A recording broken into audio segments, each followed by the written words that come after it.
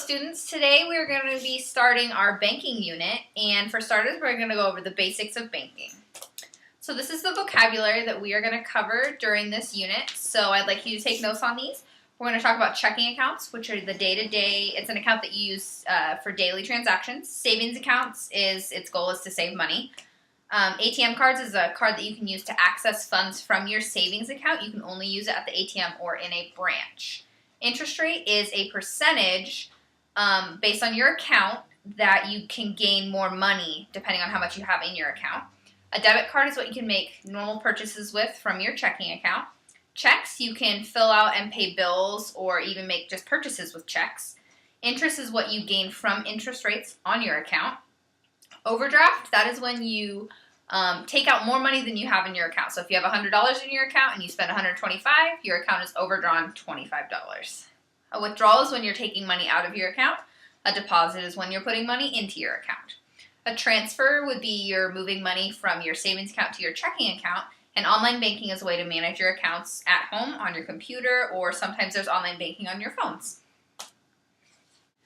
So we're going to cover the different types of accounts. So there's savings accounts and checking accounts. So with savings accounts, they're intended for putting money aside for the future, and they gain interest, typically higher interest rates than other accounts you may have. Checking accounts, they're primarily used for purchases on the day-to-day basis. You can make transactions on them in many different ways. So next we're going to look at savings accounts more specifically. Savings accounts encourage people to save their money and not touch it while it gains interest.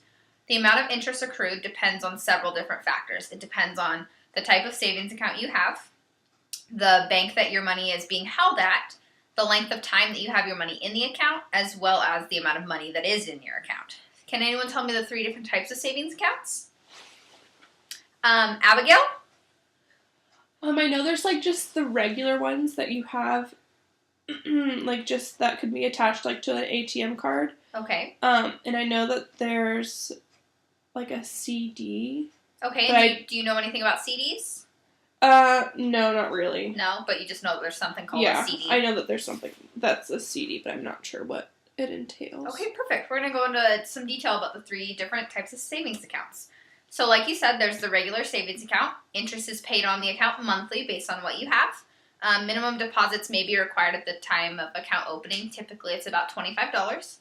There's a limit on the number of withdrawals that you can take from that account, and it is governed by the federal government.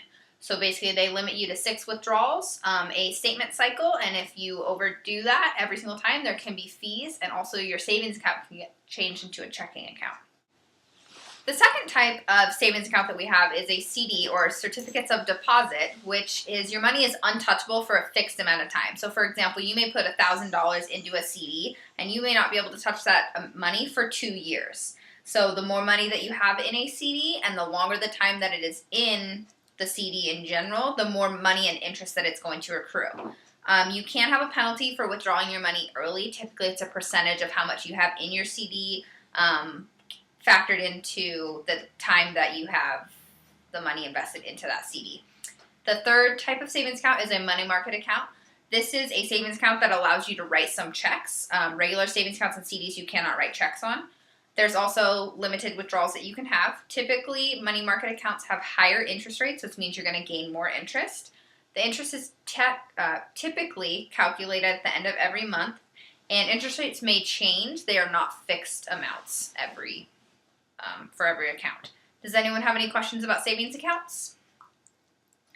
No? Okay, moving on. So now we're going to look at checking accounts. Checking accounts are put in place to keep your money safe, and they're designed to manage day-to-day spending.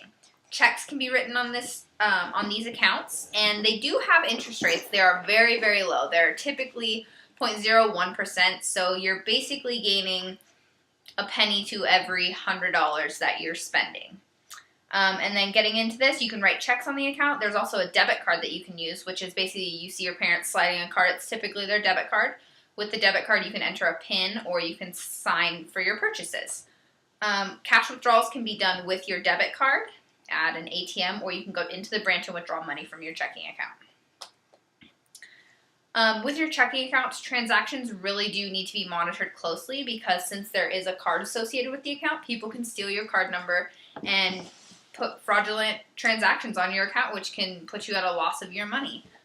Safe banking practices will need to be in place, and that would just be protecting your card number, never giving someone your PIN, all that information. So next, you guys are going to be given a worksheet, and what you're going to want to do is you're going to want to complete that worksheet. It's going to go over everything that we've covered today in lesson, and then tomorrow when we come into class, you're going to have a quiz on your banking basics. Key things that I want you to remember is that savings accounts have more interest, and you're trying to avoid using the money, while checking accounts, you can use debit cards and checks on them, and they're typically for day-to-day use. Also keep in mind that there are 3 different savings accounts and know what they are. All right, thank you and good luck. Any questions? I have a question about, like, when you get cash back when you're buying something. Okay. Does that come out of your checking or your savings account? That would come out of your checking account, because if you're making a purchase, you'd be using your debit card. So that would be coming out of the account directly. Okay, thank you. Thank you.